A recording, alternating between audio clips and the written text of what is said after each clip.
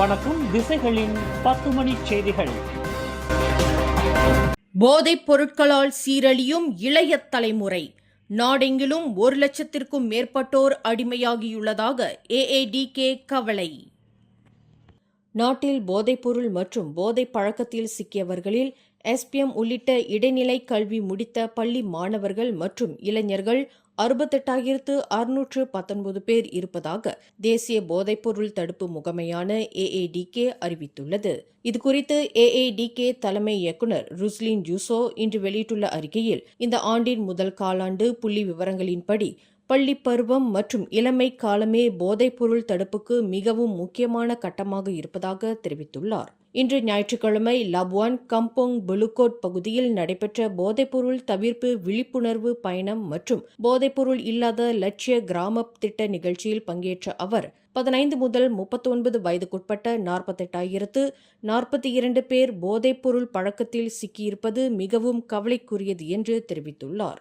மேலும் நாட்டின் வளர்ச்சிக்கு பங்களிக்க வேண்டிய பொற்காலத்தில் இளைஞர்கள் போதைப் பொருள்களால் தங்கள் எதிர்காலத்தை இழந்து வருவதாகவும் அவர் மிகுந்த வருத்தத்துடன் குறிப்பிட்டுள்ளார்.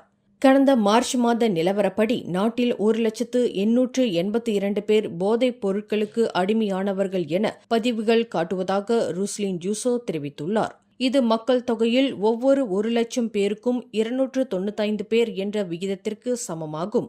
மேலும் ஷாபு, பில்கூடா போன்ற எம்ஃபெதமின் வகை ஊக்கிகளான செயற்கை போதைப் பொருட்களின் பயன்பாடு அதிகரித்து வருவது மிகவும் கவலைக்குரியது என்றும், நாட்டில் அதிகம் பயன்படுத்தப்படும் போதைப் பொருட்களில் 73% இந்த வகை செயற்கை போதைப் பொருட்களே என்றும் ருஸ்லின் ஜூசோ கவலை தெரிவித்துள்ளார்.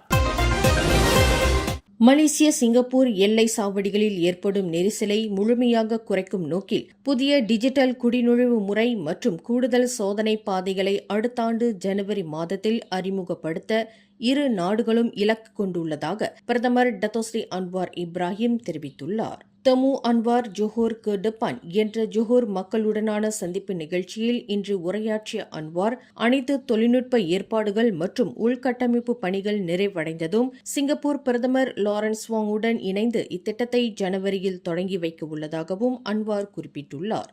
மேலும் இது தேர்தல் வாக்குறுதி அல்ல என்றும், தேர்தல் பிரச்சார காலத்தில் புதிய வாக்குறுதிகளை அறிவிப்பது சட்டத்திற்கு முரணானது என்றும் அன்வார் வலியுறுத்தினார். இந்நிலையில் இந்த புதிய டிஜிட்டல் குடிநுழைவு முறை மூலம் எல்லை கடக்கும் நடைமுறை மேலும் விரைவாகவும் எளிதாகவும் அமையும் என்றும் அவர் தெரிவித்துள்ளார். மேலும் உள்துறை அமைச்சின் கீழ் செயல்படும் குடிநுழைவு துறையானது நாட்டின் நுழைவு சாவடிகளில் பயணிகள் சோதனையை விரைவுபடுத்தும் நடவடிக்கைகளை தீவிரப்படுத்தி வருவதாக அன்வார் குறிப்பிட்டுள்ளார். இந்த புதிய டிஜிட்டல் முறைமை செயல்பாட்டுக்கு வந்ததும் சிங்கப்பூரிலிருந்து ஜோஹர் பாருவுக்கு பயணிப்பவர்களுக்கான புதிய பயண நடைமுறைகளும் அமல்படுத்தப்படும் என்றும் அவர் விவரித்துள்ளார். அதேவேளையில் 3 ஆண்டுகளுக்கு முன்பை விட தற்போது எல்லை சாவடிகளின் செயல்திறன் மேம்பட்டிருந்தாலும் கூட குடிநுழைவு நடைமுறைகளை இன்னும் சிறப்பாக்க அரசாங்கம் தொடர்ந்து நடவடிக்கை எடுத்து வருவதாகவும் அன்வார் தெரிவித்துள்ளார். NSM தாக்குதல் ஏவுகணை ஒப்பந்த ரத்து விவகாரத்தில் மலேசியா கோரியுள்ள 1.06 பில்லியன் ரிங்கெட் இழப்பீடு தொடர்பாக நோர்வேயைச் சேர்ந்த காங்ஸ்பர்க் டிஃபென்ஸ் அண்ட் ஏரோஸ்பேஸ் நிறுவனம் மலேசிய அரசாங்கத்தை பேச்சுவார்த்தைக்கு அழைத்துள்ளது. எனினும் இந்த பேச்சுவார்த்தையை இழப்பீடு வழங்கும் செயல்முறையை தாமதப்படுத்தும் உத்தியாக பயன்படுத்த அனுமதிக்கப் போவதில்லை என தற்காப்பு அமைச்சர் காலிட் நோர்டின் தெரிவித்துள்ளார். பேச்சுவார்த்தை நடத்த அரசாங்கம் தயாராக இருந்தாலும் கூட இழப்பீட்டு கோரிக்கையில் உறுதியாக இருப்பதாகவும் அவர் குறிப்பிட்டுள்ளார். இந்த விவகாரத்தில் அவர்கள் விரிக்கும் வலையில் சிக்காமல் தாங்கள் மிகுந்த விழிப்புடன் கையாள்வதாகவும் காலிட் நோர்டின் தெரிவித்துள்ளார். நோர்வேயின் ஏவுகணை ஒப்பந்தம் ரத்து காரணமாக மலேசியா கோரியுள்ள 1.06 பில்லியன் ரிங்கெட் இழப்பீட்டில் 129.86 மில்லியன் யூரோ, அதாவது மலேசிய மதிப்பில் 609 மில்லியன் ரிங்கெட் என்பது அரசாங்கம் ஏற்கனவே செலுத்திய தொகையை உள்ளடக்கிய நேரடி இழப்புகளுக்காக கோரப்பட்டுள்ளது. மேலும் ஏவுகணை ஒப்பந்தம் ரத்து செய்யப்பட்டதால் ஏற்பட்ட கூடுதல் செலவுகள் மற்றும் அதன் விளைவாக ஏற்பட்ட பிற சேதங்களுக்கு 96.26 மில்லியன் யூரோ, மலேசிய மதிப்பில் 451 மில்லியன் ரிங்கெட் மறைமுக இழப்பீடாக கோரப்பட்டுள்ளது குறிப்பிடத்தக்கது. நாட்டின் முக்கிய சுற்றுலா தலங்களில் ஒன்றான லங்காவியை தாய்லாந்தின் புக்கெட் அல்லது இந்தோனேசியாவின் பாலி போன்ற சுற்றுலா தலங்களுடன் ஒப்பிடக்கூடாது என்று மேன்மை தங்கிய கெடா மாநில சுல்தான் சலாஹுடீன் சுல்தான் பட்லி ஷா தெரிவித்துள்ளார். லங்காவியின் வளர்ச்சி வெளிநாட்டு சுற்றுலா தீவுகளை பின்பற்றும் வகையில் இருக்கக்கூடாது என்றும் அதன் இயற்கை வளங்கள் மற்றும் தனித்துவமான சுற்றுலா அம்சங்களே அதன் மிகப்பெரிய பலம் என்றும் அவர் வலியுறுத்தியுள்ளார். மேலும் லங்காவியின் வளர்ச்சி அதன் சொந்த அடையாளம் மற்றும் தனித்துவத்தை அடிப்படையாக கொண்டே அமைய வேண்டும் என்று குறிப்பிட்டுள்ள அவர், மற்ற சுற்றுலா தலங்களை முன்மாதிரியாக கொண்டு அது உருவாக்கப்படக்கூடாது என்றும் அவர் குறிப்பிட்டுள்ளார்.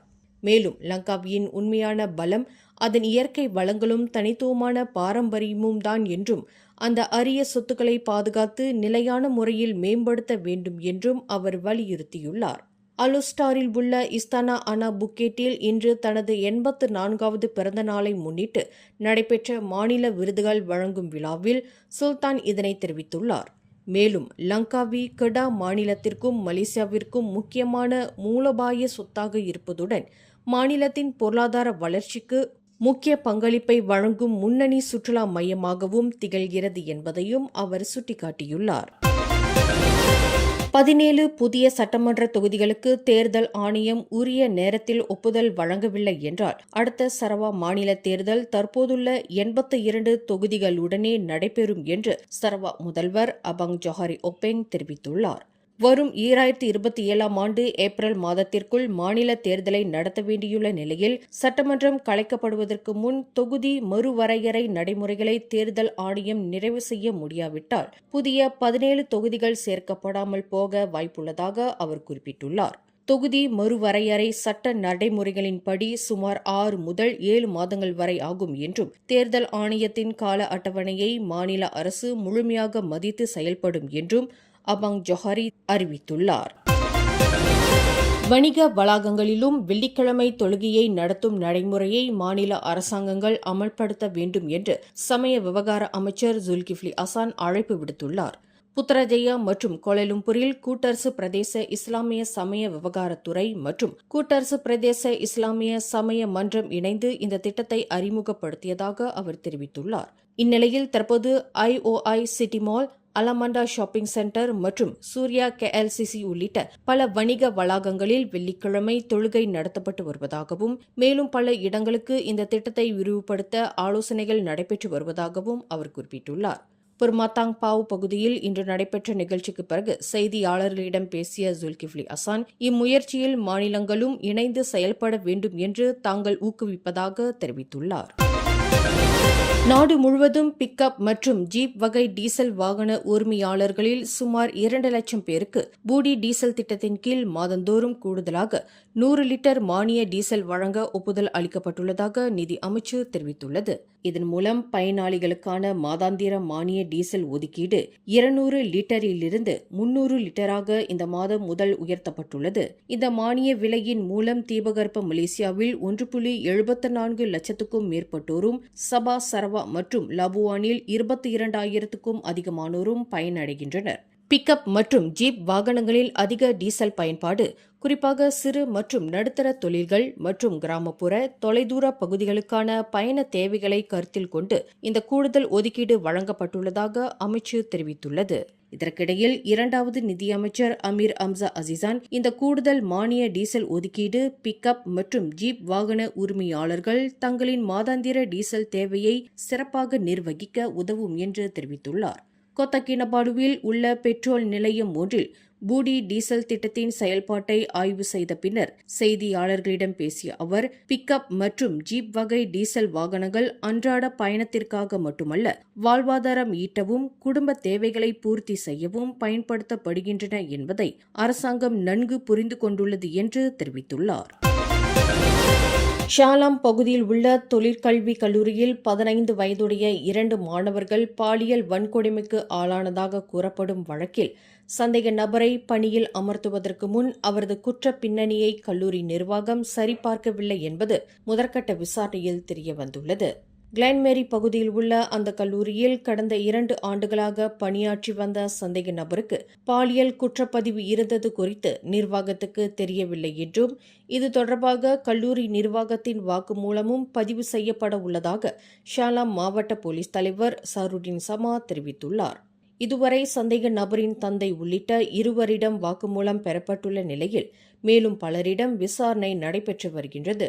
டிஜிட்டல் ஆதாரங்கள், மருத்துவ அறிக்கைகள் மற்றும் சாட்சியங்கள் சேகரிக்கப்பட்ட பிறகு விசாரணை அறிக்கை சட்டத்துறை அதிகாரிகளிடம் ஒப்படைக்கப்படும் என்றும் சருடின் சமா குறிப்பிட்டுள்ளார். கடந்த ஜூலை 3ஆம் தேதி கல்லூரி ஊழியர் ஒருவர் தங்களை பாலியல் ரீதியாக துன்புறுத்தியதாக 2 மாணவர்கள் புகார் அளித்ததை அடுத்து சந்தேக நபர் நேற்று சனிக்கிழமை கைது செய்யப்பட்டு தற்போது விசாரணை செய்யப்பட்டு வருவது குறிப்பிடத்தக்கது. பேரா மாநிலம் தெலுக்கின்தானில் உள்ள மருத்துவமனையில் நலத்துறை அதிகாரி போல் நாடகமாடி 67 வயது மூதாட்டியிடம் சுமார் 8000 ரிங்கெட் மதிப்புள்ள தங்க நகைகளை மோசடி செய்ததாக பெண் ஒருவரிடம் போலீசார் விசாரணை நடத்தி வருகின்றனர். கடந்த ஜூன் 29ஆம் தேதி நடந்த இச்சம்பவத்தில் மருத்துவ பரிசோதனைக்காக காத்திருந்த மூதாட்டியிடம் அப்பெண் தன்னை நலத்துறை அதிகாரி என அறிமுகப்படுத்தியதோடு மாதம் 2000 ரிங்கெட் நலத்திட்ட உதவி கிடைக்க ஏற்பாடு செய்வதாக கூறியுள்ளார். அதற்கான விண்ணப்ப நடைமுறைக்காக நகைகள் தேவைப்படுவதாக கூறி ஒரு தங்கச் சங்கிலி, ஒரு ஜோடி தங்க காதணிகள் மற்றும் 3 தங்க மோதிரங்களை பெற்றுக் கொண்டுள்ளார். பின்னர் அந்த பெண் திரும்பி வராததால் தாம் ஏமாற்றப்பட்டதை உணர்ந்த மூதாட்டி போலீசில் புகார் அளித்ததாக பேரா மாநில போலீஸ் தலைவர் டத்து முகமது அல்வி ஜைனால் அபிடின் தெரிவித்துள்ளார். பேரா மாநிலம் தமன் திமரா பகுதியில் வீட்டின் கதவை திறப்பதற்காக காரில் இருந்து இறங்கிய 38 வயது பெண் ஒருவர் திடீரென முன்னோக்கி நகர்ந்த தனது காரின் அடியில் சிக்கிக் கொண்ட சம்பவம் பரபரப்பை ஏற்படுத்தியுள்ளது. இன்று பிற்பகல் 3:39 மணியளவில் நிகழ்ந்த இந்த சம்பவத்தின் போது கார் என்ஜினை அடைக்காமல் விட்ட நிலையில் வாகனம் திடீரென முன்னோக்கி நகர்ந்ததால் அந்த பெண் கீழே விழுந்து காரின் அடியில் சிக்கிக் கொண்டதாக தெரிவிக்கப்பட்டுள்ளது. இச்சம்பவத்தில் அவரது கால்களில் காயம் ஏற்பட்டது. இந்நிலையில் அருகில் இருந்த பொதுமக்கள் அவரை மீட்க முயன்றும் முடியாததால் தீயணைப்பு மற்றும் மீட்புத் துறையினருக்கு தகவல் தெரிவிக்கப்பட்டது. இதனையடுத்து உடனடியாக அங்கு வந்த பேரா மாநில தீயணைப்பு மற்றும் மீட்புத்துறை அதிகாரிகள் அப்பெண்ணை மீட்டு மருத்துவ சிகிச்சைக்காக அருகிலுள்ள மருத்துவமனைக்கு அனுப்பியுள்ளனர். நகரி சம்பிலானில் உள்ள தம்மன் பஞ்சோர்ஜயா பகுதியில் நடைபெற்ற ஓப்ஸ் சாம்சங் ஜாலானன் சோதனையின் போது சாலை தடுப்பை மீறி தப்ப முயன்ற 14 மற்றும் 15 வயதுடைய 2 மாணவர்கள் போலீஸ் அதிகாரி மீது வாகனத்தை மோதி காயப்படுத்தியதாக கைது செய்யப்பட்டுள்ளனர். இச்சம்பவத்தில் அந்த போலீஸ் அதிகாரியின் தலை, வலது கணுக்கால், வலது கை மற்றும் இடுப்பில் காயம் ஏற்பட்டது. இதனையடுத்து அவருக்கு துவான்கு ஜஃபார் மருத்துவமனையில் சிகிச்சை அளிக்கப்பட்டு பின்னர் வீடு திரும்பியதாக போலீசார் தெரிவித்துள்ளனர். இதனிடையே போதைப்பொருள் பரிசோதனையில் மாணவர்கள் 2 எதிர்மறை முடிவுகள் வந்ததாகவும் போலீசார் தெரிவித்துள்ளனர். மேலும் வாகனத்தை ஓட்டிச் சென்ற 14 வயது மாணவரை 2 நாட்கள் தடுப்பு காவலில் வைத்து விசாரணை செய்ய நீதிமன்றம் உத்தரவிட்டுள்ளது. தெலங்கானா மாநிலம் பாக்கா அருகே கம்புங் திபிங் தம்பா பகுதியில் நண்டு பொறிகளை பார்வையிடச் சென்ற 36 வயது ஆடவர் ஒருவர் சதுப்பு நீரில் மூழ்கி உயிரிழந்தார். முகமது அஃபிக் அஹ்மத் என்ற 36 வயது ஆடவர் நேற்று காலை 10 மணியளவில் வீட்டிலிருந்து 1.5 கிலோமீட்டர் தொலைவில் உள்ள சதுப்பு நிலத்தில் வைத்திருந்த நண்டு பொறிகளை பார்வையிடச் சென்றதாக தெரிவிக்கப்பட்டுள்ளது. அதன் பின்னர் அவர் மாயமானதாக குடும்பத்தினர் அளித்த தகவலின் அடிப்படையில் தீயணைப்பு வீரர்கள் தேடுதல் நடவடிக்கையில் ஈடுபட்டனர். இந்நிலையில் இன்று காலை 10 மணியளவில் அவரது உடல் சதுப்பு நீரிலிருந்து மீட்கப்பட்டது. இதனிடையே முகமது அஃபிக் அஹ்மத்துக்கு வலிப்பு நோய் இருப்பதால் சதுப்பு நீரில் மூழ்கி இறந்திருக்கலாம் என நம்பப்படுகின்றது. மேலும் செய்திகளை தெரிந்து கொள்ள கீழே இருக்கும் பெல் பட்டனை அழுத்துங்கள். உங்கள் மகிழ்ச்சியை வெளிப்படுத்த லைக் மற்றும் ஷேர் செய்யுங்கள். தொடர்ந்து திசைகளோடு இணைந்திருக்க சப்ஸ்கிரைப் செய்யுங்கள்.